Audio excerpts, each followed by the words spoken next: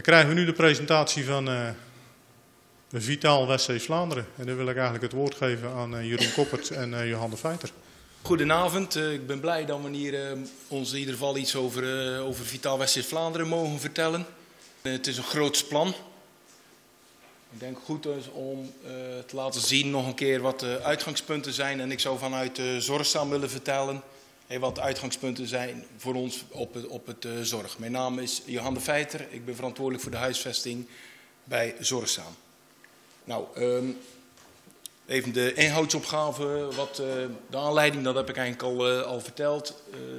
De resultaten van de uitgangspunten van wonen en zorg, voorzieningen en dan wat dat globaal ruimtelijk gaat zijn. Nou, nog even kort over de aanleiding. We hebben ze hier nog een keer gezegd. Wat je ziet is, en dan begin ik met de woningmarkt, daar zal Jeroen straks ook nog wat over vertellen. Het is een mismatch op de woningmarkt.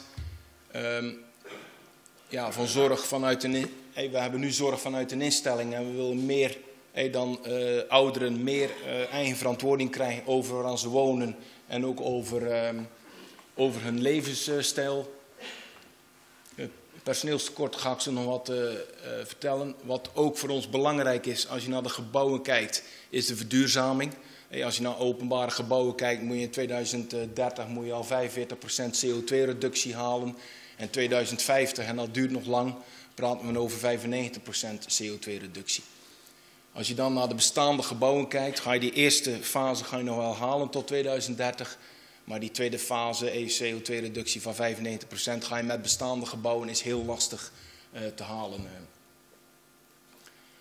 Het winkelgebied, je ziet als je door het winkelgebied loopt, zie je veel leegstand van winkels.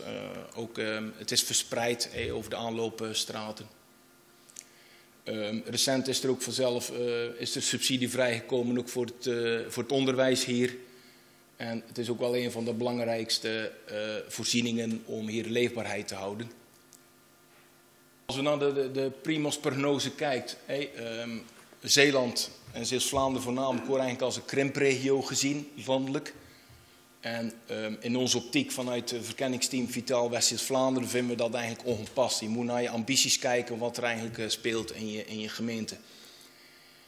In 2019, volgens die Primos-prognose, woonden er 23.400 personen in de gemeente Sluis. En als je bij ongewijzigd beleid, dus als je nu gewoon kijkt, zou dat in 2040 21.600 zijn. Dus we krijgen een krimp. Volgens de prognose. Alleen, kan je dat nu tegengaan? In Nederland stijgt de bevolking nog. Kijk je nu naar de woonagenda, zie je eigenlijk dat de nieuwbouw gepleegd wordt, voornamelijk in de randsteden. En Zeeland komt er weer bekaaid mee af. Dan wil ik even nog specifiek op die zorgvraag inzoomen.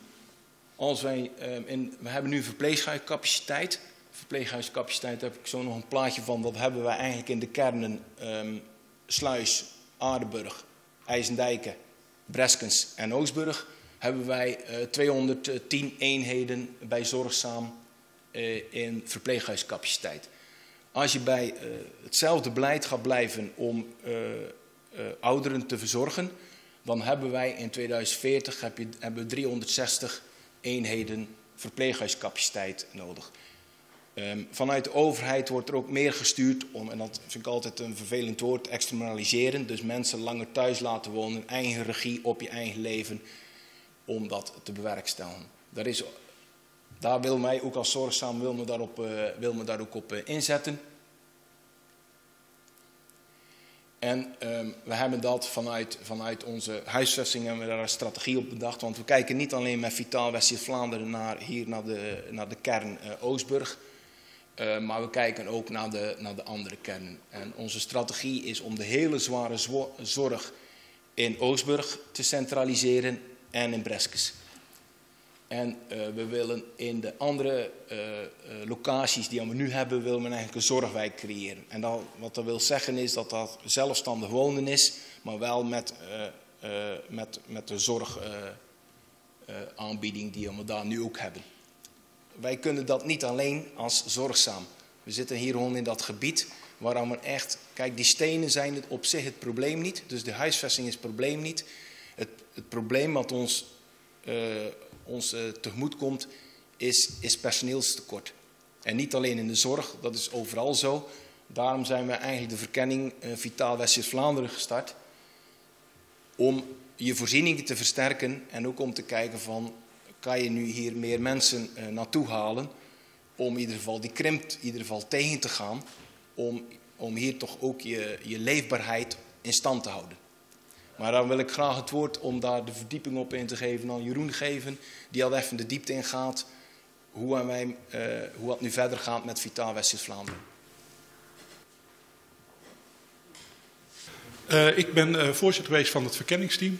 Johan zei, we hebben een verkenning gedaan of het alles haalbaar is. We zitten nu in de planvormingsfase. En wat waren de doelen eigenlijk? We hebben het Vitaal West-Vlaanderen genoemd, maar eigenlijk willen we een leefbaar, duurzaam en vitaal gebied zijn. En die leefbaarheid zit hem inderdaad de toekomstbestendigheid maken van de zorg. Johan heeft er net hierover gezegd, maar ook het voortgezet onderwijs, de school waar we hier aanwezig zijn. Het winkelcentrum, je bovenlokale voorzieningen behouden. Je woningmarkt en je arbeidsmarkt. Het hangt allemaal met elkaar samen als je iets wil doen in de streek. Johan zei ook al iets over de duurzaamheidseisen aan de panden voor 2030. Om die aan te passen. En in 2050 komt de volgende tranche. Door in te spelen op de klimaatverandering. We moeten het zien te voorkomen, de klimaatverandering, door meer duurzame gebouwen te doen. Maar ook inspelen op die klimaatveranderingen. Door inderdaad meer vergroening te doen. Waterberging, biodiversiteit. Moeten we ook gaan mee bezig in richting ons gebied. En we willen het vitaal hebben. En juist door die vergroening en die waterberging biedt ook kansen om een uitnodiging in de omgeving te creëren. Waar je uitnodigt tot bewegen, een vitale leefstijl. En dat moet allemaal samenkomen in een ruimtelijk ontwerp. Klinken allemaal heel mooie, hoog over opmerkingen. Maar er spelen ook wat praktische dingen.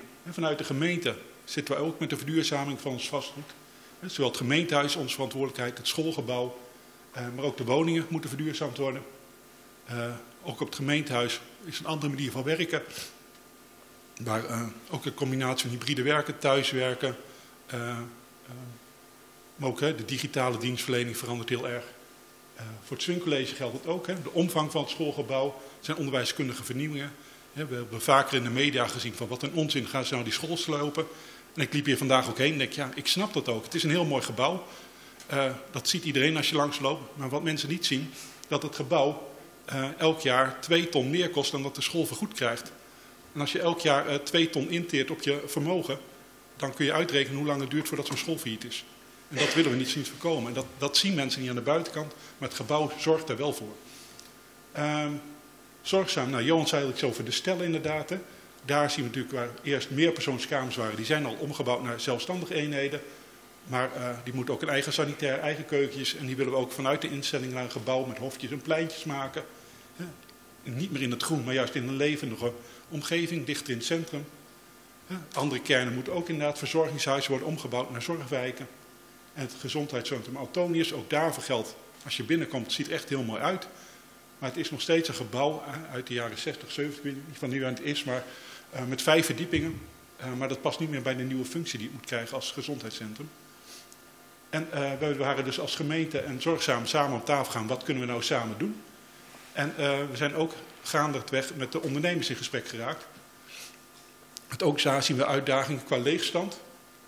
Door teruglopende detailhandel. En we zien 2 oplossingsrichtingen eigenlijk. Een compacte winkelcentrum door winkels te verplaatsen van de aanloopstraat naar het kernwinkelgebied.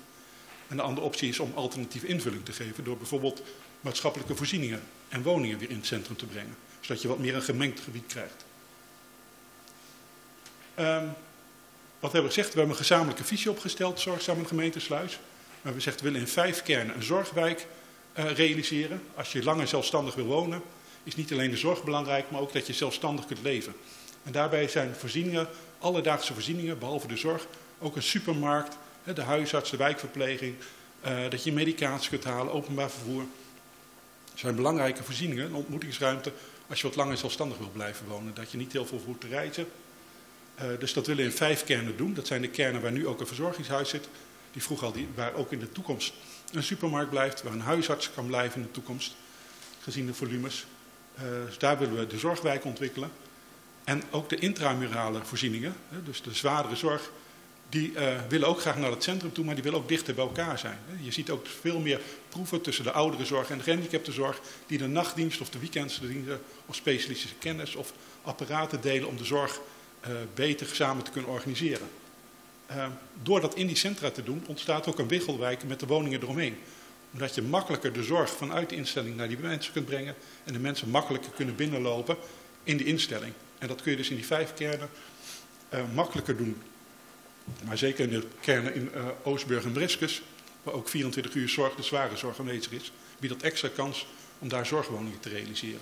Waarom die samenwerking met Zorgzaam aangegaan zijn? Nou, Johan zei het al, we hebben elkaar hard nodig. En we hadden ook een heel praktisch voordeel. Als we dat in Oostburg willen doen en we gaan die samenwerking aan, kunnen we eigenlijk met 2 grondeigenaren, de gemeente Sluis en Zorgzaam, best wel veel doen. De locatie van het gemeentehuis hebben we, dit locatie, het ziekenhuis en de stellen. Dan heb je een heel groot oppervlakte waar je kunt schuiven.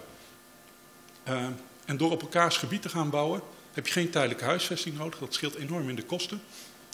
En door als grote partijen een aantal belangrijke voorzieningen opnieuw neer te zetten, geef je ook de andere partijen, de marktpartijen, de rest om daarop aan te haken. Want wij doen een grote investering, ik zal straks de bedragen noemen. Die zijn groot, zeker voor een gemeente van onze omvang. Maar wel nodig, denken we. En we denken dat het ook voor andere partijen kansen biedt om op aan te haken. Betekent wel dat we aan de vooravond staan van echt samenhangend proces, waar we kijken naar de toekomst van het gemeentehuis, het centrum voor wonen met stellen, voorheen de stellen. Het burgerkwartier, het werd net al in de inleiding gezegd, wij hebben daar plannen om Tragel daarheen te brengen naar het burgerkwartier. Dat terrein ligt al lang leeg en de ouderenzorg wil graag, de gehandicaptenzorg wil graag dicht bij de ouderenzorg zitten. Het Swingcollege en het Antonius gaan allemaal tegen het licht worden gehouden. Wij denken dat de kans zich voordoet, maar 1 keer in de 50 jaar die voordoet. Dat je alles moet doen. Hè? Dat je en het ziekenhuis en het verplegers en de school en het gemeentehuis moet aanpakken. Dat de ondernemers zeggen, goh, wij willen iets met dat centrum gaan doen. En door dat samen te kunnen doen, bied je inderdaad kans voor de zorg, voor het vestigingsklimaat van de inwoners en daarmee ook voor je bedrijven. Het winkelgebied, je bovenlokale voorzieningen zoals onderwijs en zorg, je woningvoorraadtransformatie, de verduurzaming, de vergroening en het versterken van je regiofunctie in Oostburg. In alle kernen wordt er planbare zorg en ondersteuning geleverd, dat is ook een wettelijke taak. We hebben gezegd in 3 kernen komt er een zorgwijk, Aardenburg, IJsendijk en Sluis. Dat betekent dat je daar 24 uur per dag planbare zorg hebt. Daarvoor heb je minimaal 64 woningen nodig. En we hebben gezegd dat is heel belangrijk dat een beperkte afstand, dan hebben we het echt over 200 of 500 meter, naar een supermarkt, dagbesteding, huisarts, apotheek, post, welzijn, dat soort aspecten doet. En dat je ook toevallige ontmoetingen, want uiteindelijk is het ook heel belangrijk in de zorg dat je elkaar ontmoet, dingen voor elkaar doet, de eenzaamheid bestrijdt. Dus we willen dat ook inrichten door hofjes en pleintjes, gemeenschappelijke ruimtes. Wat je vroeger in een verzorgingshuis had, ga je nu in een dorpje in een dorp creëren. Een autoluw gebied, de mensen vriendelijk, zodat je ook langer daar je eigen ding kunt blijven doen. Dat willen we eigenlijk in 5 dorpen realiseren. In 3 kernen dat. En Oostburg en Breskus, daar komt er een plus op, omdat daar ook de intensieve complexe verpleeghuiszorg gesitueerd gaat worden. Met gespecialiseerd personeel en speciale apparatuur. En waar je inderdaad de dagbesteding en de nachtdiensten kunt combineren tussen de ouderenzorg, de GGZ en de gehandicaptenzorg. En omdat die 24 uur ter zorg is, kun je ook kortdurend verblijf leveren. Als het even niet gaat thuis, dat je ook kortdurend verblijf daar kunt regelen. We hebben natuurlijk niet alleen de ouderenzorg, we willen ook graag de gehandicaptenzorg en de GGZ hebben. Ook daar zie je de trend van in de instellingen naar geclusterde woningen toe. Die doelgroep wordt ook steeds ouder. Vandaar ook de wens tot samenwerking met de ouderenzorg op de aspecten die hier ook staan. En ook de huisartsen- en ziekenhuizenzorg is natuurlijk belangrijk voor mensen.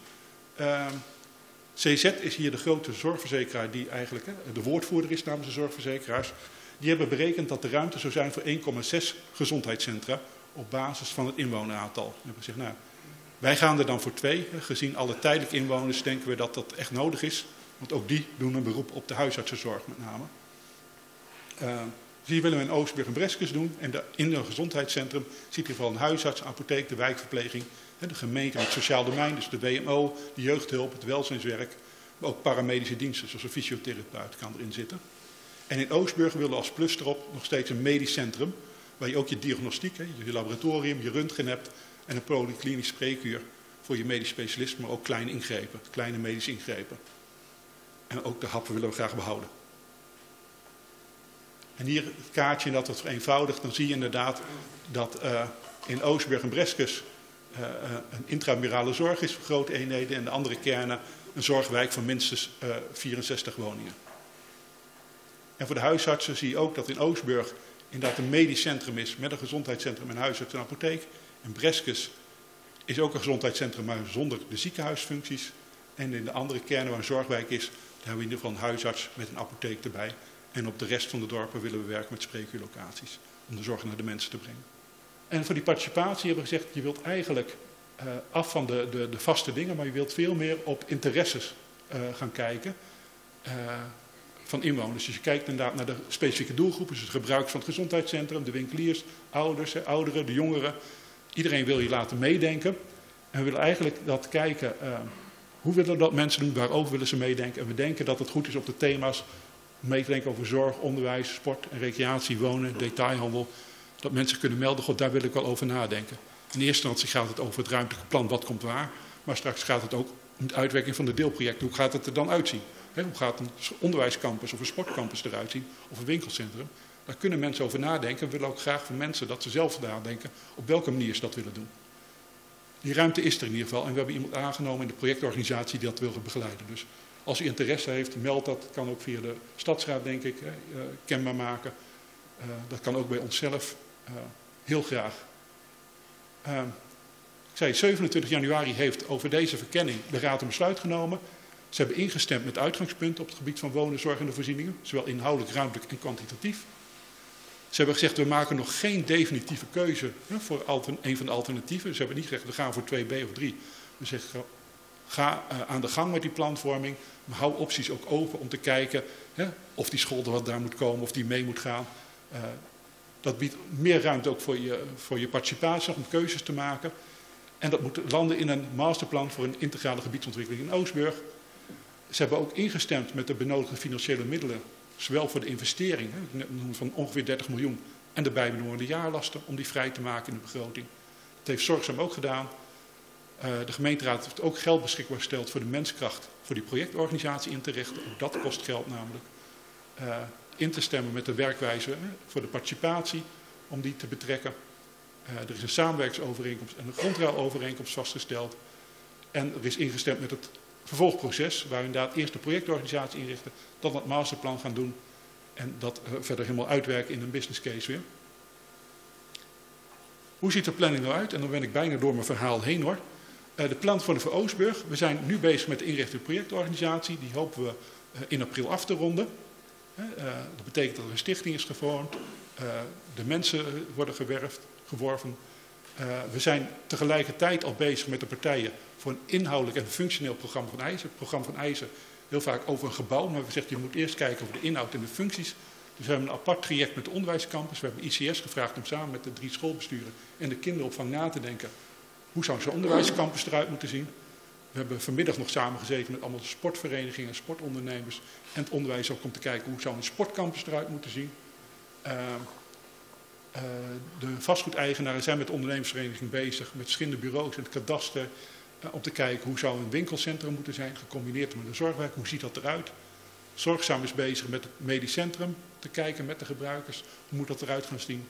Ze zijn bezig met het Centrum voor Wonen met Zorg en het gemeentehuis. Dat zijn allemaal dingen over je na kunt denken, hoe gaat het eruit zien, dat loopt nu. Als je weet wat al die mensen willen en of ze dicht bij de huis willen zijn, bij het groen of ten opzichte van elkaar, wie wil met wie samenwerken. Als je dat inhoudelijk weet, dan kan de stedenbouwkundige inderdaad die visie gaan maken. In april tot juli zo'n beetje, denkt hij daarvoor nodig te hebben. Als je dat weet, hoe het eruit ziet, dan krijg je je planologische, juridische en je financiële doorvertaling van het ruimtelijk ontwerp. Dat is steeds tekenen en rekenen en kan dat uit. Dat is eigenlijk een cirkel, de rekenen en tekenen. En uiteindelijk is de planning, ik weet niet of we hem allemaal gaan halen, maar de planning die we nu voor ogen hebben, is dat november en december dan de besluit zou plaatsvinden. Omdat we graag eigenlijk in 2023 ook willen starten. Want we denken in totaal ongeveer 10 jaar nodig te hebben als je alles voltijdig gaat bouwen. En dat is nog heel snel, omdat in 10 jaar het gemeentehuis, het Swingcollege, Antonius, de Stellen en het winkelcentrum volledig te vernieuwen. Dus het wordt één grote bouwkaput de komende 10 jaar. Maar je ziet wel, en dat is een beetje waar we begonnen zijn. Hè, mensen denken nu van, blijf zo'n school weer bestaan, blijf zo'n ziekenhuis wel. door het nu te laten zien, geef je ook het signaal of die voorzieningen blijven. En door het anders te organiseren, wordt het ook beter betaalbaar. En kunnen we ook makkelijker garanderen dat die voorzieningen de komende 20 jaar er nog blijven. En in de huidige kosten kunnen we dat niet. Dan nog een allerlaatste. Er wordt heel erg gekeken naar Oostburg. En dat is ook belangrijk, dat is onze dragende kern. Maar het programma Vitaal West-Vlaanderen kent eigenlijk twee poten. Eén is de integrale gebiedsontwikkeling, waar we inderdaad in Oostburg een campus, een centrum gaan ontwikkelen met onderwijs, sport, wonen, een winkelcentrum, zorgwijk en een gemeentehuis. Maar ook in de andere kernen willen we een zorgwijk. Dus in IJsendijken zijn we ook bezig met een verkenning. Daar hebben we binnenkort ook een gesprek met de dorpsraad daarover. Aardenburg, die hebben gevraagd om een oriëntatie op een aantal partijen om tafel te roepen. In Breskes kijken we op dit moment, daar staan heel veel dingen al goed. Daar kijken we wel hoe we de GGZ daar kunnen inpassen. Een sluis moeten we nog naar kijken, maar ook daar gaan we gebiedsontwikkelingen doen binnen het programma. En parallel daaraan heeft het college ook besloten om ook het hele woondossier. Want echt een goed woonbeleid met een beleidsplan, een toetsingskader, een uitvoeringsprogramma. Hoe ga je de komende 10 jaar die woningen neerzetten? Hoe ga je met nieuwbouw, met je bestaande woningvoorraad om? En hoe ga je vervolgens je instrumenten die je als gemeente hebt, qua bestemmingsplannen, huisvestingswetten, je huisvestingsverordening en andere maatwerkregelingen, hoe kun je die dan toepassen om je beleid ook mogelijk te maken? Om dat veel gestructureerder te gaan doen. En dat moet eigenlijk parallel met die gebiedsontwikkeling, omdat je ziet dat het wonen een hele belangrijke factor is voor de betaalbaarheid, voor verplaatsingen. Dus dat moet 1 op 1 samengaan. Vandaar dat we hebben gezegd, dat brengen we samen onder een programma om die samenhang te bewaken. En ik mag er als strategisch adviseur aanspreekpunt voor zijn. En we zijn nog op zoek naar een programmamanager ook om het wat te sturen. Ik ben van de ideeën, maar ik heb ook iemand nodig die het praktisch kan vertalen. En dat was eigenlijk het verhaal van Vitaal West-Vlaanderen met de focus in Oostburg.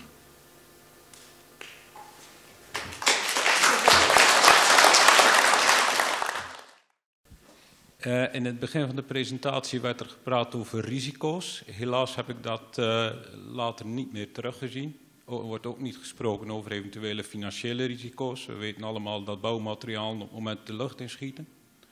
En dat arbeid ontzettend duur wordt. Dus ja, vind ik een beetje jammer dat daar helemaal niet meer op ingegaan werd. Dus of dat toegevoegd kan worden dan aan de presentatie. Eerdere presentaties hebben we ook een sheet met alle risico's en de beheersmaatregelen op een rijtje. Maar we dachten dat dat wel heel technisch werd.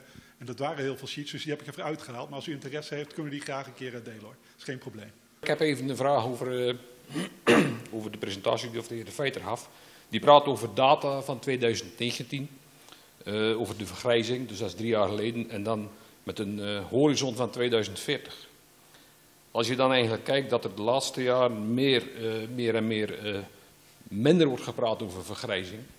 En met de horizon van zeg maar nog 18 jaar verder, dan vragen we je af of dat die plannen van dat bureau nog wel actueel zijn. En in hoeverre, want het gaat uiteindelijk over de vergrijzing van de regio bewoonbaar houden. Dat is eigenlijk het thema van heel dat plan. In hoeverre dat nog allemaal wel actueel is. Oké. Hoe zit het met de prognoses die gegeven zijn? Ja. Zijn die nog actueel, ja of nee? Ja, ook omdat je toch steeds meer in de media hoort dat de vergrijzing, de vergrijzing is er nog wel. Hebben we nog wel zoveel krimp überhaupt in Zeeland, in Zeeuws-Vlaanderen? Ja. Dus die vraag wil ik even laten bij Johan. Kijk, wat we doen als Zorgzaam hebben wij gezegd, wij doen een horizon 2040. En we hebben stappen van 5 jaar gepakt. En we doen elke 5 jaar steken opnieuw die pijlstok erin. Of wat die prognose, of wat die nog klopt. Want om nu al te zeggen, ja, we gaan nu alles bouwen voor 2040. En de markt verandert. Of door de voorzieningen die hoop ik door dit plan kunnen treffen. En je trekt weer jongeren of ze blijven hier. Ja, dan krijg je een heel andere prognose. Dus je moet constant gaan monitoren. En ik denk dat dat heel belangrijk is, ook in dit plan. En dan volgens mij gaf Jeroen dat ook al aan met de woonagenda. Je moet niet zeggen, ja, we gaan alleen maar bouwen. Als je naar de landelijke woonagenda even kijkt, komen er als Zeeland weer bekaaid af. Want ze hebben gezegd, in de landelijke woonagenda zijn ze 900.000 woningen erbij voor heel Nederland. En voor Zeeland zeggen ze er 7400. Als ik de vertaling maak, dus ik denk dat is niets.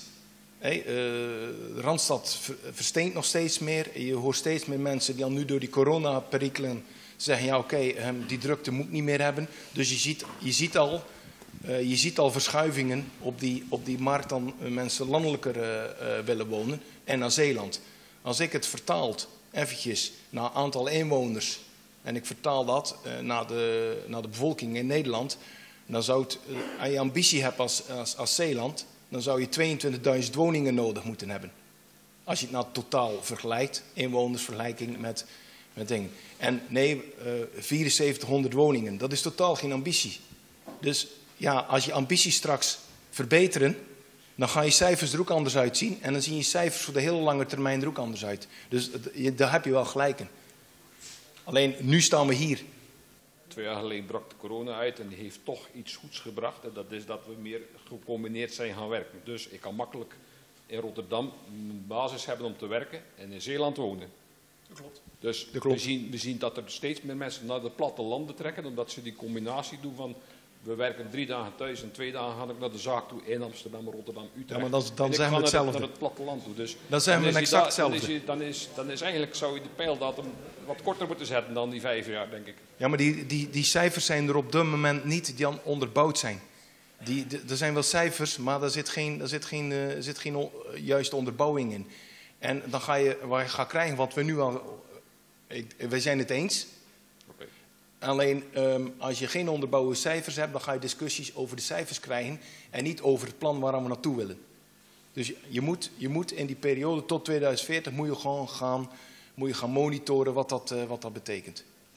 Ik ben ook bestuurslid van de Seniorenskoos, maar ik zit hier niet namens het bestuur. Ik zit hier namens de ouderen, de echte leden van de Seniorenskoos.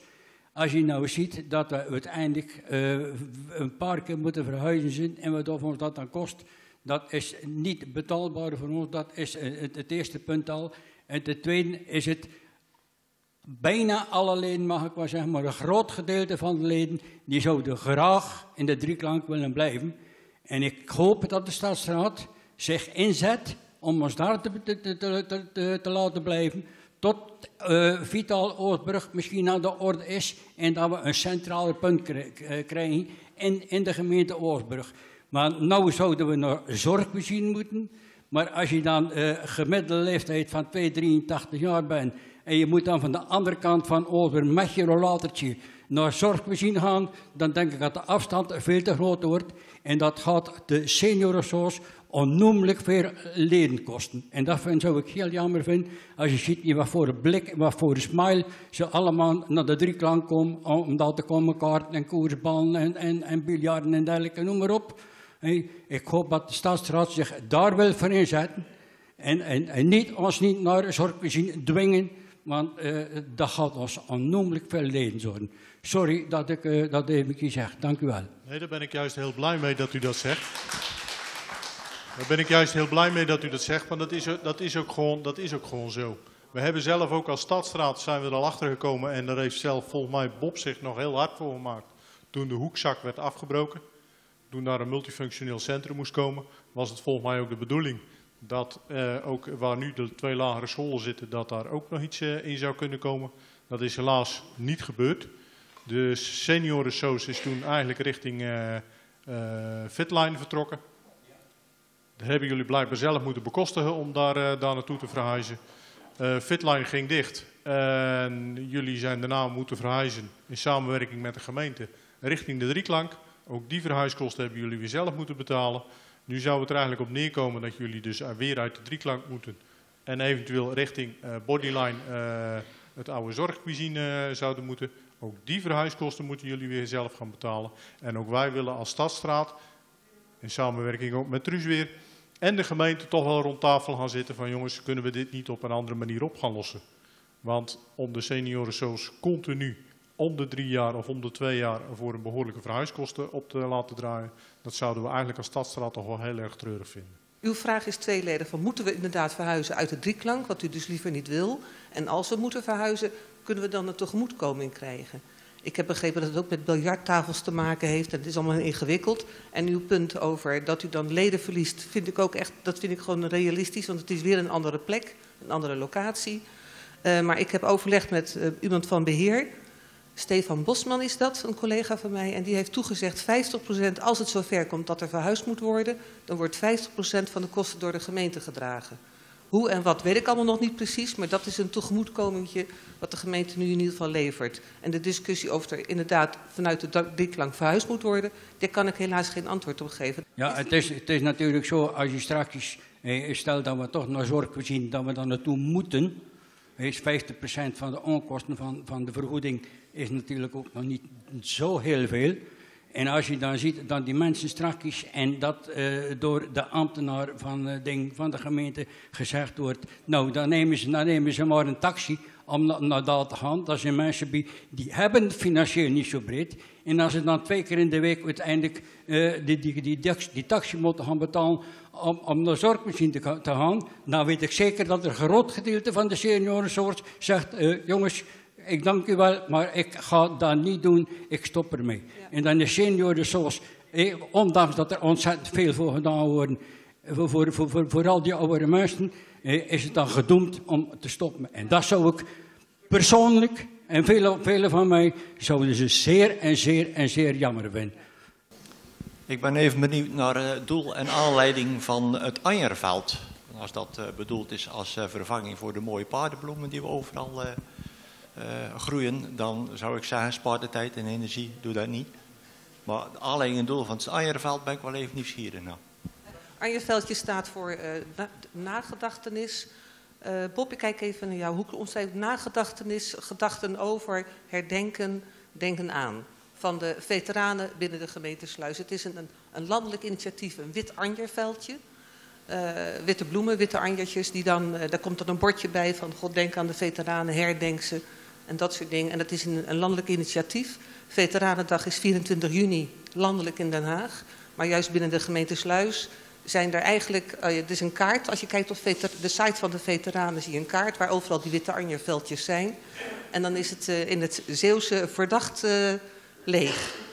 Dus we zijn nu zover samen met Stadsraad Oostburg, met het Veteranencomité, 4 mei-comité. Vergeet ik er, Truus? Nee, maar allerlei vertegenwoordigers van verschillende comité's zijn we bezig om dus witte anjerveldjes aan te leggen. Er komt er eentje in Ede, bij die tank, zeg maar, dat monument wat daar staat. Er komt er eentje bij het kerkcentrum, in de tuin van het kerkcentrum. En er komt er eentje achter de katholieke school, zeg ik het goed? Ook katholieke kerk, ook in Oostburg. Dus er komen in Oostburg 2 plekjes, eentje in Groene en eentje in Ede. Dus daar zijn we bezig. Maar dat is dus het witte anjerveldje. Ik hoor weinig over ons zonnepaneelplan. Zijn daar geen bezwaren tegen? Volgens mij zijn er mensen die daar bezwaren tegen hebben. Dan kijk ik ook weer helaas even naar Truus. Die zijn er volgens mij wel. Maar ik vind dat er zo weinig aandacht aan besteed wordt. Want niet iedereen is in de gelegenheid om op zijn eigen dak zonnepanelen te leggen. En als je nu bezwaren wil voorkomen, dan denk ik dat je participatie van de gemeentebewoners moet openstellen. En dan heb je totaal geen bezwaren.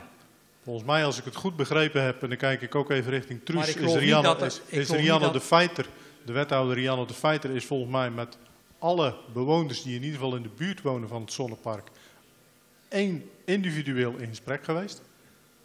Ik zie dat 2 mensen ja knikken van de gemeente Sluis. Dus in ieder geval, er is aandacht voor.